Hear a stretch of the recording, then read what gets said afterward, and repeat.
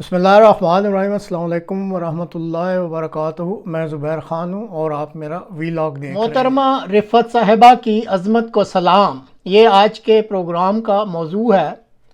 آج کے بے حس اور خود غرضی کے دور میں ابھی ایسی ہستیاں موجود ہیں جو زندگی میں بھی انسانیت کا درد اور احساس رکھتی ہیں، اور جب اس دنیا سے رخصت ہوتی ہیں تو انسانیت کے اس درد اور احساس کو تب بھی نہیں بھولتی۔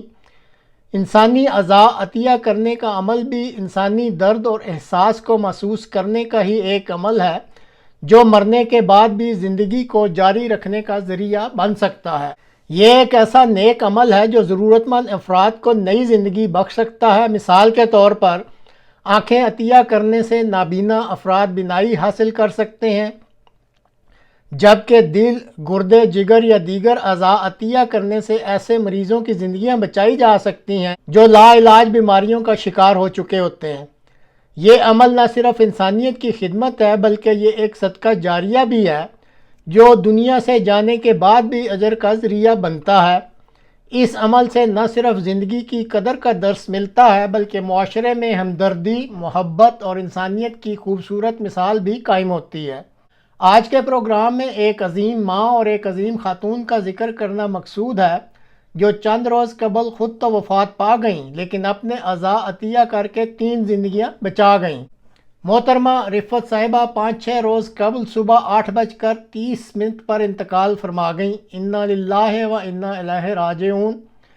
وہ رضاکارانہ طور پر اعضاء عطیہ کرنے والی تحریک کی ممبر تھیں اور اپنے اعضاء عطیہ کرنے کی وصیت بھی پہلے ہی کر چکی تھیں۔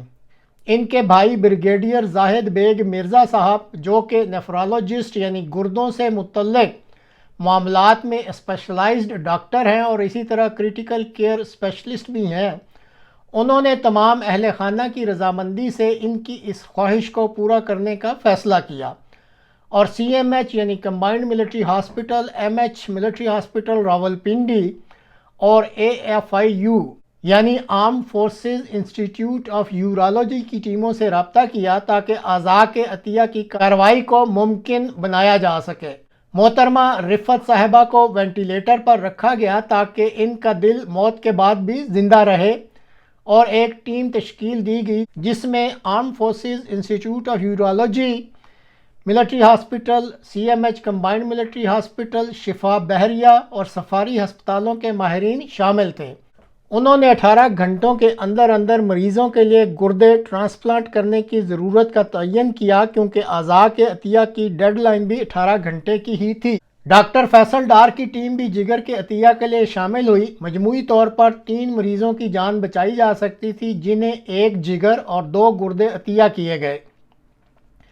اعضاء کے عطیہ اور مریضوں کی مطابقت کے لیے وقت، حساس اور محنت طلب کام AFIP یعنی آرم فورسز انسٹیٹیوٹ آف پیتھولوجی کی امیونالوجی ٹیم نے سر انجام دیا۔ یہ جو امیونالوجی ٹیم ہوتی ہے اس کا کام یقینی بنانا ہوتا ہے کہ جس مریض کو عطیہ دیا جا رہا ہے، چونکہ اس عضو کو نئے جسم میں ٹرانسپلانٹ کرنا ہوتا ہے، اس لیے اس امر کو طبی لحاظ سے تعین کرنا پڑتا ہے کہ کیا عطیہ کیے جانے والے عضو کو نیا جسم قبول بھی کرتا ہے یا نہیں۔ اس ٹیم نے، یہ جو امیونالوجی ٹیم تھی، اس نے رات بھر کام کر کے 12 گھنٹوں میں مطابقت کی۔ یہ جو جسم اور ٹرانسپلانٹ کیا ہوا جو عضو ہوتا ہے ان کے درمیان جو مطابقت تھی اس کی جانچ پڑتال مکمل کی، یعنی رات کو 12 گھنٹے تک یہ ٹیم کام کرتی رہی۔ الحمدللہ 2 گردے اور 1 جگر 3 مریضوں کو ٹرانسپلانٹ کیے گئے اور یہ اعضاء اب نئے جسموں میں کامیابی سے کام کر رہے ہیں۔ یہ ٹرانسپلانٹ آپریشن ایک منفرد اور قابل ذکر کارنامہ تھا جو حقیقی معنوں میں کہہ سکتے ہیں کہ ایک صدقہ جاریہ ہے۔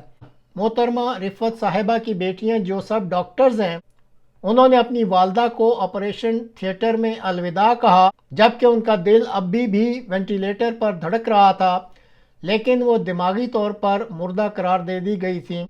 اعضاء کے عطیہ کے بعد انہیں اپنی عزیز والدہ کی میت ملی جو کہہ سکتے ہیں کہ واقعی ایک عظیم خاتون تھیں، اور یہ ایک دلیر خاندان تھا۔